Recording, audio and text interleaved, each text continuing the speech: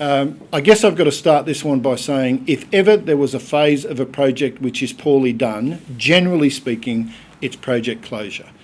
It's rare that project closure is considered in the planning process, and that's where it has to begin to be considered. It's rare that sufficient resources are applied to it.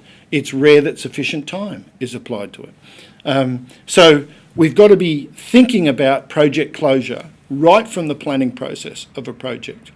What's more, as we bring people onto the project for limited periods of time throughout the execution or the planning and execution phase, when we contract them or when we agree with their managers to bring them on as a part of a matrix project team function, we need to ensure that before they leave, they complete their part of the project closure process.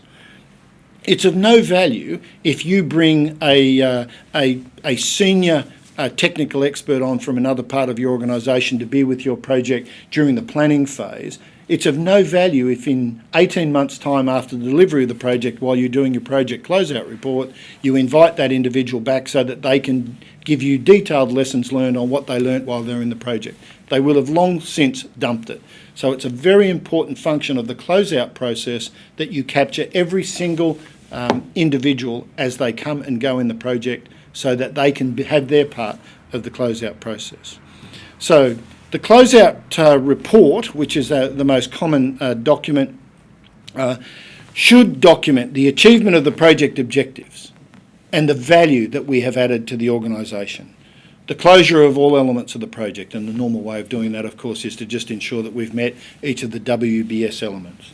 Contractual closure and sign-off, so that every contractor is aware of the fact that the contract has now, with us, has now been closed and is now complete. Actual performance versus planned performance, so that we can look back and determine where we did well and where we did poorly and how we can improve those. Evaluation of the KPIs against a series of success criteria. Lessons learned. Benefits realisation. So we've talked right from the outset that a project is about adding value to an organisation. It does so by realising benefits. How do we realise those benefits? Part of the project closeout is having identified what those benefits are, doing some sort of post-implementation review so that we can accurately identify whether or not we have actually delivered the benefits that we suggested.